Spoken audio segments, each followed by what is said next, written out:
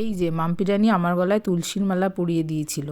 এই আইবুড়ো ভাতটা ছিল আমার 3 নম্বর আইবুড়ো ভাত। দ্বিতীয়টা আমি খেয়েছিলাম রুম্পা দিদিভাইয়ের বাড়ি বোলপুরে। তোমরা অলরেডি বোলপুরের প্রচুর মিনি ব্লগস আর ফুটেজ পেয়ে গেছো। ওটার তাই আলাদা করে আর কোনো ভিডিও আমার কাছে নেই, তাই দিলাম না। এই আইবুড়ো ভাতটা ছিল আমার সেজো মামার তরফ থেকে আর পিউ মাসির তরফ থেকে। আর এই দিনটা ছিল গত বছর ভাইফোঁটার দিন। ভাইফোঁটার দিন দুপুরে এই যে মামি, মামা, আরও ভাই বোনেরা যারা যারা ছিল সবাই, আর মাসির বাড়ির প্রত্যেকে, ছোটো মাসিরাও ছিল, প্রত্যেকে মিলে প্রথমে আশীর্বাদ করেছিল। তারপরে এই যে মামিরা আর মাসিরা সবাই মিলে এই খাবার দাবারের অ্যারেঞ্জমেন্ট করেছিল। আর এই পায়েসটা বানিয়েছিল মাম্পি। তো ডেফিনেটলি দিনটা ভীষণ স্পেশাল ছিল।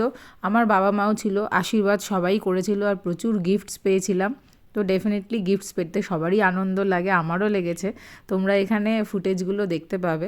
আমার এই ভিডিওগুলো পোস্ট করার অনেস্টলি ইচ্ছা একটাই, যে এই যে মানুষগুলো আছে তাদের যে এফর্ট আমার প্রতি বা আমার জীবনের এই মুহূর্তগুলো, এগুলো যেন সারা জীবন সোশ্যাল মিডিয়াতে থেকে যায়। যেহেতু এগুলো ক্যাপচার্ড হয়েছে, আমি অনেক বেশি লাকি মনে করি। এখানে তোমরা কাকিমাকেও দেখতে পাচ্ছ, মাসিদের প্রতিবেশী, কিন্তু আমাদের খুব ক্লোজ একজন কাকিমা। ছোটো মাসি, পিউ মাসি সবাইকেই দেখতে পেলে। এরপর আস্তে আস্তে বাচ্চা পার্টিরাও আসবে, তারাও আমাকে খাবার খাইয়েছে। আর এই দিনকে আমরা প্রচণ্ড মজা করেছি। খাবার দাবার শুধু খাওয়া নয়, তার সাথে আড্ডা, গল্প, বিয়ের প্ল্যানিং, ফটো তোলা। আর ভাই ফোটার পরে এটা কিছুটা দাদাদের তরফ থেকে বোন ফোটা হয়ে যাচ্ছিল। তো ওরাও ডেফিনেটলি খুব এক্সাইটেড ছিল। আর এই দিনটা শুধুমাত্র ভাইফোঁটার দিন হিসাবে হলে তো ভালো হতোই, যেহেতু সেই দিনকে একটা এইরকম ইভেন্ট গেছে, আমাদের প্রত্যেকের কাছে একটা মেমোরেবল দিন।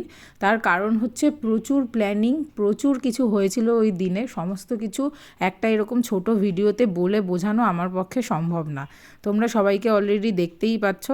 প্রত্যেকে আমরা খুব আনন্দ করেছি। আমার মনে হয় জীবনের এই মুহূর্তগুলো আমাদের সঙ্গে থেকে যাওয়াটা খুব ইম্পর্ট্যান্ট। আর খাবার দাবারের একটা ঝলক তোমাদের সাথে শেয়ার করে দিলাম, যেটা ডেফিনেটলি আমি পুরো খেতে পারিনি। চকলেটসগুলো দেনান দেয়া সবার সাথে শেয়ার হয়েছিল।